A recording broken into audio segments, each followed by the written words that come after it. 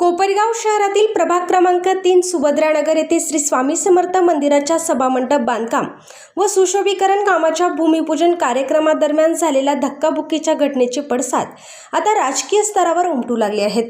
या पार्श्वभूमीवर राष्ट्रवादी काँग्रेसच्या काळे गटाने आज बुधवारी गौतम बँकेचे सभागृहात पत्रकार परिषद घेऊन घटनेचा तीव्र निषेध नोंदवला।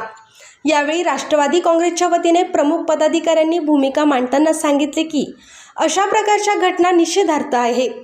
तसेच संबंधित घटनेच्या निषेधार्थ आज होणाऱ्या नगरपालिकेच्या सर्वसाधारण सभेवर बहिष्कार टाकण्याचा निर्णय घेतल्याची माहिती देण्यात आली।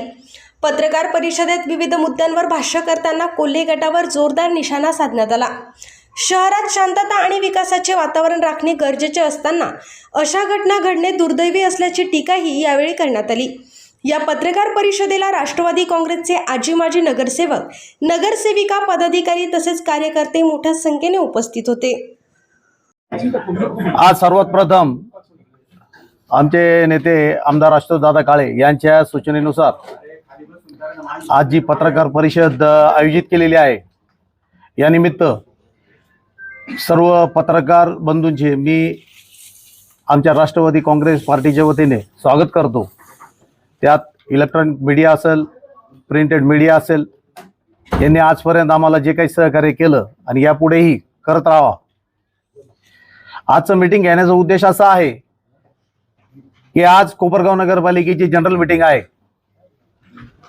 त्या जनरल मीटिंग मध्ये जाण्या अगोदर गेल्या 2-4 दिवसापूर्वी निवारा या भागात काही कार्यक्रमानिमित्त आमचे कार्यकर्ते गेले असताना आमचे ज्येष्ठ नेते बाळासाहेब आढाव यांच्यावर काही भयाड हल्ला झाला। या हल्ल्यामध्ये सगळे गुंड, मावाली, वाळूवाले, वाळू तस्कर हे लोक समोरच्या विरोधी पार्टीने गोळा करून आमच्या ज्येष्ठ नेते जे बाळासाहेब आढाव आहे यांच्यावर जे हल्ला करण्यात आला त्याचा मी प्रथम जाहीर निषेध करतो। त्यांची जे काम करण्याची पद्धत आहे, आयत्या पीठावर रेषा वडायचे काम जे चालू आहे, आज कोपरगाव शहर नाही पूर्ण तालुका बघत आहे की आमदार आशुतोषदादा काळे यांनी अनेक वर्षांपासून जे निधी आणलेला आहे त्या निधीचा ज्या ज्या ठिकाणी आम्ही उद्घाटनासाठी जाऊ राहिलो त्या ठिकाणी ते अडथळे आणतात, काहीतरी दहशत निर्माण करू राहिले, दादागिरी निर्माण करू राहिले। तर त्यांनी जे हे हल्ला केला त्या हल्ल्याचा निषेध म्हणून मी राष्ट्रवादीचे आमचे सर्व नगरसेवक, आमचे सर्व राष्ट्रवादीचे पदाधिकारी, सर्व कार्यकर्ते यांच्या वतीने जाहीर निषेध करतो। काही दिवसापूर्वी कोपरगाव शहरामध्ये प्रसार माध्यमातून असेल किंवा शहरातल्या जनतेतून चर्चेमध्ये अशा काही गोष्टी चुकीच्या पसरवल्या गेल्या की आमदार आशुतोषदादा काळे यांनी 5 नंबर तळ थांबवण्याचं सांगितलं आहे बा, पण तशी वस्तुस्थिती नाही आहे। आमदार आशुतोष ज्या माणसांनी या कोपरगाव शहरामध्ये पूर्वी 20-20, 25-25 दिवसाआड पाणी यायचं, पण या कोपरगाव शहरातील जनतेची समस्या सोडवण्यासाठी भरपूर निधी उपलब्ध केला, शासनाकडे त्या गोष्टीचा पाठपुरावा केला। तो माणूस असं पत्र देऊ शकतो का? हा एक महत्त्वाचा विषय राहिला। विषय आशुतोषदादांचं पत्र, आशुतोषदादांनी असं पत्र दिलं आहे तिथं 31 ऑक्टोबर 2025ला की 1 नंबर, 2 नंबर, 3 नंबर, 4 नंबर या तळ्याचं जे काम चालू होतं, तर दादांनी त्यांना फक्त एकच सांगितलं की 3 आणि 4 नंबरचं तळ जे काम आहे बा ते दुरुस्तीचं काम न करता त्या ठिकाणी खोलीकरण करण्यात यावं आणि 5 नंबरच्या धर्तीवर त्या ठिकाणी काँक्रिटीकरण करण्यात यावं असं आमदार साहेबांनी त्या ठिकाणी पत्र दिलेले। पण या कोपरगाव शहरामध्ये चर्चा उलटी चालू झाली होती। आम्ही म्हटलं बघा काय चाललं काय नाही, पण आज तुम्ही आलेले आहे तर तुम्हाला तेच सांगतो का हे पत्र आहे या ठिकाणी दुरुस्तीसाठी 1 नंबर, 2 नंबर, 3 नंबर, 4 नंबरचं काम चालू होतं। तर दादांनी सांगितलं दुरुस्ती नका करू, 3 आणि 4 नंबरचं तळ जे ते तळ खोदून 5 नंबरच्या धर्तीवर त्याचं पूर्ण काँक्रिटीकरण करण्यात यावं यासाठी आमदार आशुतोषदादांनी नगरपालिकेला पत्र दिलं आणि त्याच्या निधीसाठी आमदार साहेब प्रयत्न करत आहे। हे पत्र आहे त्याचं, त्यांना देऊन टाकायचं ते पत्र। हां, हे पत्र आहे।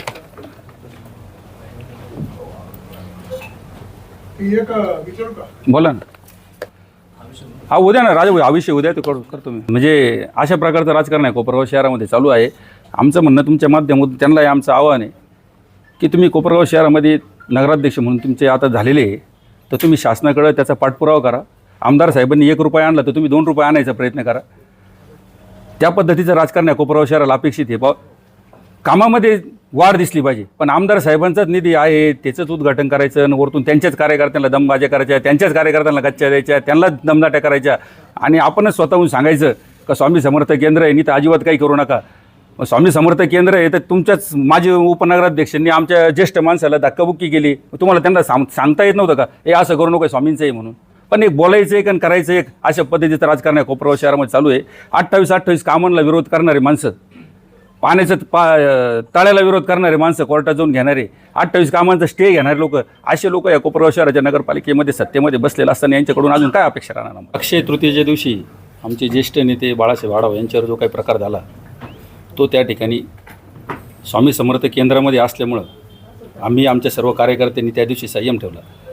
पण भविष्यामध्ये जर अशा गुंडागर्दीच्या लोकांनी आमच्या कोणत्याही कार्यकर्त्याला किंवा कोपरगाव शहरातील कोणत्या नागरिकांवर जर अशा प्रकारची दादागिरी करण्याचा प्रयत्न केला तर राष्ट्रवादी काँग्रेस जसेच तसे उत्तर देणार, हे तुमच्या माध्यमातून मी समोरच्याला सांगतो. अक्षय तृतीयेच्या दिवशी सुभद्रानगरमध्ये स्वामी समर्थ मंदिराच्या ठिकाणी भूमिपूजनाचा कार्यक्रम होता. त्या ठिकाणी मंदिराच्या ठिकाणी राष्ट्रवादी पार्टीचे सगळे नगरसेवक आम्ही तिथं जाऊन थांबलेले होतो मागच्या बाजूला आणि कोल्हे पार्टीचा भूमिपूजनाचा कार्यक्रम चालू होता. त्या ठिकाणी सगळे नगरसेवक राष्ट्रवादीचे बाजूला थांबलेले असताना हरिओ गिरमे यांनी 3-4 वेळेस मला आवाज दिला आणि विनाकारण आतमध्ये बोलवलं. आत गेल्यावर मी त्यांना काही प्रश्न विचारले, त्याचा त्यांना राग आला आणि विवेक कोल्हे आणि त्यांचे काही नगरसेवक यांनी माझ्यावर धक्काबुक्की आणि शिवीगाळ केली. त्यांनी ती जी जागा आहे सुभद्रानगरची जागा, ही आमची वडिलोपार्जित जागा आहे. ती जागा आम्ही स्वामी समर्थ केंद्राला दिलेली आहे. अजूनही जागा आहे ती आम्ही देऊ शकतो त्यांना. ती कोणत्याही प्रकारची आम्ही त्यांच्याकडून मागणी केलेली नव्हती, काय कोणत्याही प्रकारची.